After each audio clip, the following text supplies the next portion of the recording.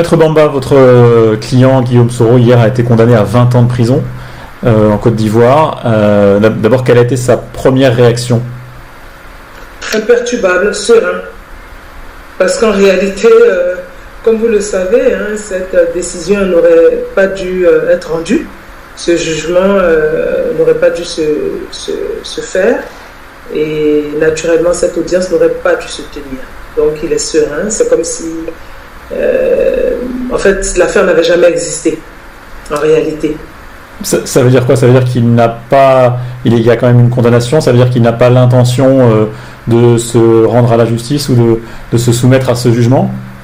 Non, en fait, la bonne question à se poser, et j'invite vraiment tous les journalistes et les médias à le faire, c'est de se demander, est-ce que cette audience aurait dû se tenir? Vous voyez, c'est ça la bonne question. Est-ce que cette audience aurait dû se tenir au regard de la décision de la Cour africaine des droits de l'homme? Parce que cette décision, qu'est-ce qu'elle dit? Elle dit que non seulement il faut faire un sursis à l'exécution du mandat d'arrêt, ensuite sursis au mandat de dépôt décerné à l'endroit donc, de tous ceux qui ont été interpellés sauvagement et de façon injuste depuis le 23 décembre, et qu'elle donne 30 jours à l'État de Côte d'Ivoire pour exécuter toutes les mesures qu'elle a énoncées. Mais elle dit quelque chose de très important. Vous savez, c'est l'argumentaire qu'une cour, ou en tout cas une, je dirais, formation collégiale d'une juridiction donne avant de prendre sa décision. Et donc, dans cet argumentaire, la Cour dit clairement qu'il faut observer le statut courronté de toute la situation de Guillaume Kibafori Soro avant sa décision qui va intervenir dans le fond du dossier. Donc, ça veut dire quoi? En d'autres termes, ça veut dire qu'il faut geler, n'est-ce pas, toutes les procédures pour laisser que la Cour se prononce sur le dossier. Donc, la Côte d'Ivoire n'aurait pas dû avoir cette audience qu'elle a eue hier. Ça veut dire que si la Cour africaine des droits de l'homme n'avait pas rendu cette décision le 22 avril, vous seriez allé au procès, vous n'auriez pas boycotté? Très bonne question. Alors, c'est même pas qu'on y serait allé. Est-ce que cette Cour elle est compétente pour juger Guillaume Kibafori Soro? Non, elle ne l'est pas de nouveau. On est face à l'arbitraire, on n'est même pas dans un état de droit. Il faut que les procédures soient respectées. Guillaume Soro a été ancien Premier ministre. Il a été Premier ministre, pardon. Il a été donc président de l'Assemblée nationale. Il a occupé toutes ses fonctions. Et en tant que tel, et les faits dont on parle remontent à l'époque où il était Premier ministre. Guillaume Soro n'est justiciable qu'auprès de la Haute Cour de justice. Donc, on ne peut pas aller nous-mêmes piétiner les règles de droit que l'État de Côte d'Ivoire s'est librement donné. Vous comprenez? Donc, la bonne question devrait être de dire comment se fait-il que ce procès ait eu quand même lieu alors que la Cour africaine des droits de l'homme a dit qu'il fallait geler toutes les procédures? C'est ça la question.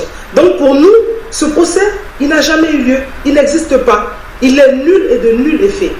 Donc, nous devons revenir à une situation avant le 23 décembre, à savoir le 22, au moment où il n'y avait rien, en attendant que la Cour se prononce sur le fond.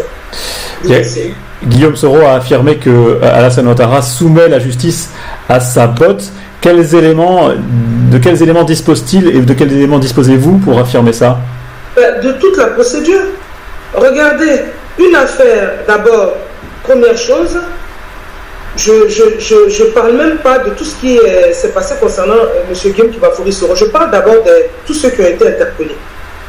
Il y avait des députés parmi eux, un ancien ministre, M. Alain Lobognon. Vous croyez sincèrement qu'on n'aurait pas dû tenir compte de leur immunité parlementaire? Ce sont les députés. Il aurait fallu tenir compte de leur immunité parlementaire. Alain Lobognon est un ancien ministre. Il aurait fallu tenir compte de la loi de 2005, loi qui prévoit que pour pouvoir l'interpeller, il faut que ces poursuites soient autorisées par une décision qui est prise par le collège de la magistrature, des magistrats. C'est-à-dire que la magistrature doit prendre une décision, le Conseil supérieur de la magistrature doit prendre une décision, d'accord? Et cette décision par laquelle elle peut, oui ou non, autoriser effectivement une poursuite de M. Alain Lobognon. Et lorsqu'elle autorise cette poursuite, à ce moment-là, l'affaire est envoyée devant l'Assemblée plénière de la Cour de cassation. Et c'est la Cour de cassation qui décide effectivement de désigner un magistrat à l'effet donc d'instruire le dossier. Et ensuite, voilà comment ça se passe. Or, rien n'a été fait. Mais dans votre cas, on parle de Guillaume Soro. De le faire, et avant même de le faire, il faut naturellement que son immunité soit levée. Si on revient donc effectivement à M. Guillaume Kibafori Soro qui nous intéresse, Il est, comme je vous l'ai indiqué, ancien Premier ministre, ancien président de l'Assemblée nationale. Il est également bénéficiaire de cette loi de 2005. Donc vous voyez qu'on aurait dû suivre toutes les étapes de la procédure le concernant. Ce que je viens de vous citer à l'instant. Et ensuite, évidemment, la Haute Cour de justice, il aurait fallu effectivement que cette Haute Cour de justice désigne un magistrat, qui magistrat allait instruire le dossier. Rien n'a été fait. Dans la précipitation, on émet un mandat d'arrêt à son encontre. Dans la précipitation, on interpelle donc tous ses proches. Et dans la précipitation, on continue jusqu'à cette fameuse audience qui a eu lieu. Vous contestez donc la forme. Sur le fond, il y a des pièces qui ont été apportées pendant le procès, il y a des témoignages qui ont été considérés comme parlants par la justice, manifestement, parlant de fonds détournés, d'après vous. Ils n'étaient pas recevables ? Mais à partir du moment, selon vous-même, je vous pose la question, à partir du moment où la juridiction qui devait le juger n'était même pas celle qui était habilitée à le faire, à partir du moment où les règles ne sont pas respectées dans la constitution même des personnes qui sont chargées de l'exécuter, c'est-à-dire la cour qui doit rendre la décision n'est pas celle qui est habilitée à le faire, il y a déjà un véritable problème. Je ne rentre pas dans le fond. Et dans le fond, on a bien compris donc sur la forme. Mais si on rentre dans le fond, il y a des témoignages et des il y a des témoignages et des pièces qui ont été apportées au procès. Qu'est-ce que vous avez à dire là-dessus? Et qu'est-ce que votre client a à dire là-dessus? Je n'y étais pas à cette audience. Mais dans le témoignage, il y a aussi le témoignage du notaire. Le témoignage du notaire qui indique que la maison qui a été, d'abord, premièrement, il faut savoir que Guillaume Soro, lorsque les faits ont eu lieu, était Premier ministre. C'était en 2007. D'accord? En 2007. De 2007 jusqu'à aujourd'hui, à mon avis, les faits sont largement prescrits. Parce que nous avons effectivement la loi qui indique la prescription, je crois, il me semble qu'elle est de 3 ans. Mais ça, c'est vraiment, je n'en suis pas très sûr. Mais là encore, vous évoquez la procédure, sur le fond.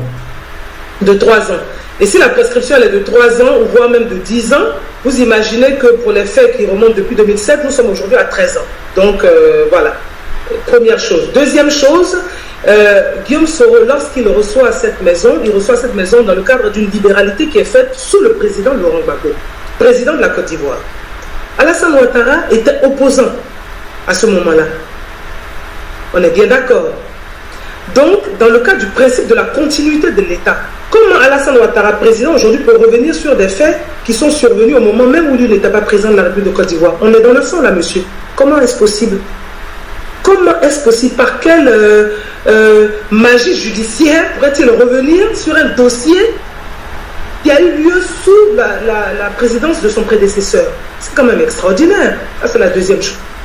Troisième chose, Guillaume Soro, comme je vous l'ai dit, a bénéficié donc d'une libéralité dans le cadre des fonds souverains. Ça a été indiqué, semble-t-il, au cours de cette audience par le notaire. Donc si c'était une libéralité dans le cadre d'une décision prise par le président de la République à l'époque, mais quelle est la légitimité de M. Alassane Ouattara de remettre cela en cause?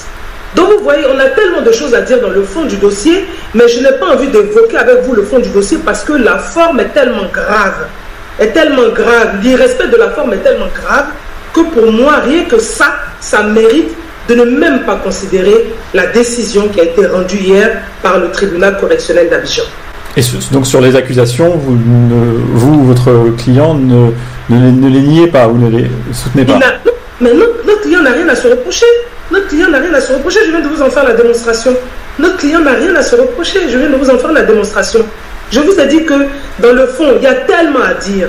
Et je n'ai pas envie d'abattre toutes nos cartes dans le cadre de notre stratégie judiciaire. Mais déjà, dans la forme, il y a une telle violation, un tel irrespect des règles que ça mérite même à la limite, je vous dis, que ce jugement ne soit pas considéré, soit considéré comme ce qu'il est, à savoir nul et de nul effet. Voilà.